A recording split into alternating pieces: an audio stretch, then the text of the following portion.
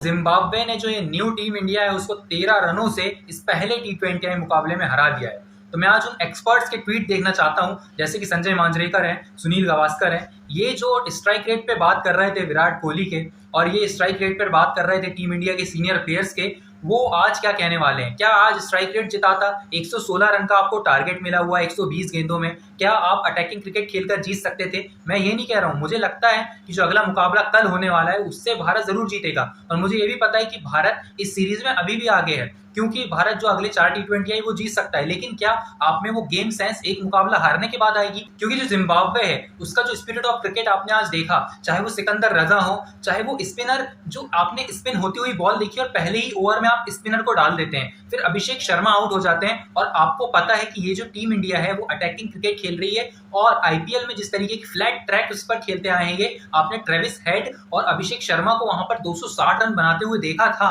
तो क्या अब ऐसी जो पिचें हैं जहां पर बॉल टर्न हो रहा है, जहां पर गेंद फंस के आ रहा है, वहां पर भी आप उसी अप्रोच के साथ जाने वाले हैं कि आपको 116 रन बनाने हैं और आप जो है हर बार जो है अटैकिंग क्रिकेट खेलने के लिए जाएंगे? दैट्स नॉट द थिंग कि आपको जीतने के लिए अटैकिंग क्रिकेट खेलना जरूरी है। आपको गेमिंग सेंस होनी चाहिए कि आप 20 ओवर में 116 रन बनाने हैं, तो आप किस तरीके से उसको फॉरवर्ड लेकर जाते हैं गेम को, और एक रनर बॉल बनाकर भी आप जीत सकते हैं। Strike rate is totally overrated in टी20 क्रिकेट। आज ये प्रूव कर दिया है इंडियन बैटर्स ने। अगर बात करें बाकी के 4 टी20 की, तो मुझे ऐसा लगता है कि 3-2 से तो भारत ये सीरीज जरूर जीत जाएगा। लेकिन आप में जो एक स्पिरिट ऑफ क्रिकेट जिम्बाब्वे ने दिखाई है, बल्लेबाजी में वो भारत की नहीं दिखाई दी। All the credit goes to वहां पर आवेश खान, वॉशिंगटन सुंदर और शुभमन गिल, जिन्होंने इनिंग संभालने का प्रयास किया। लेकिन आवेश खान की वो गलती कि उन्होंने एक ओवर में रन आ जाने के बाद आप फिर से अटैक करने के लिए जा रहे हैं, आपके पास और ओवर्स बचे थे, आपको सब्र रखनी चाहिए थी थोड़ी सी। क्योंकि आप जिस तरीके से 6 मारे थे, आपने बाउंड्री मारी,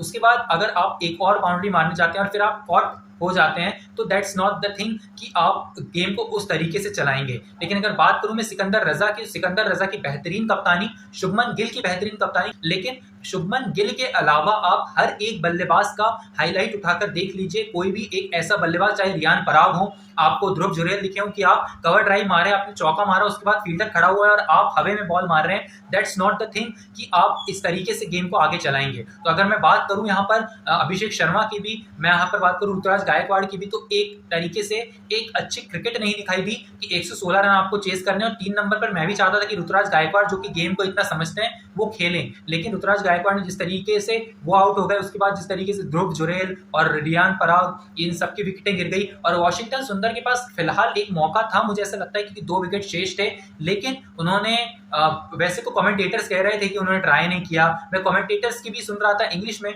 आई वाज लिसनिंग टू देम, कि वो कह रहे थे कि you don't have Virat Kohli now to chase down, क्योंकि he is a chase master and you know strike rate is overrated in टी20 cricket, and that's the thing I was telling you again and again. और मैं अगर बात करूं Washington सुंदर की, तो उन्होंने अच्छी क्रिकेट खेली है, एंड रविंद्र जडेजा की जगह जो मैं डिफेंड करता था वॉशिंगटन सुंदर को, दैट्स द थिंग कि मैं उन्हें क्यों डिफेंड करता था, और आज उन्होंने प्रूव भी किया है। लेकिन अगर बात करें बाकी बल्लेबाजों की, तो टोटली फ्लॉप साबित हुई है इंडिया की ये बल्लेबाजी। और अगला मुकाबला जो कि कल होने वाला है, उसमें हम उम्मीद करेंगे कि भारत इस मुकाबले को निकाल कर ले जाए। टी20 वर्ल्ड कप जीतने के बाद जो लोग कह रहे थे इंस्टाग्राम पे, या फिर जो लोग इंस्टाग्राम पे बहुत बड़ी बड़ी बातें कर रहे थे कि आईपीएल के जो प्लेयर्स जैसे अभिषेक शर्मा है, रियान पराग है और शिवम दुबे तो गए थे, रिंकू सिंह है, सबको जाना चाहिए था। लेकिन रिंकू सिंह की बात अलग है, ही इज डिजर्विंग। लेकिन अगर मैं बाकी बल्लेबाजों की बात करूं, यंगस्टर्स की, तो नहीं, वो डिजर्व नहीं करते थे, क्योंकि वो आईपीएल में फ्लैट ट्रैक्स पर प्रदर्शन करके आए थे, और आपको नहीं पता था कि वेस्ट इंडीज और यूएसए में किस तरीके की पिचेस मिलने वाली थी। हमने न्यूयॉर्क में देख लिया, हमने देख लिया वहां पर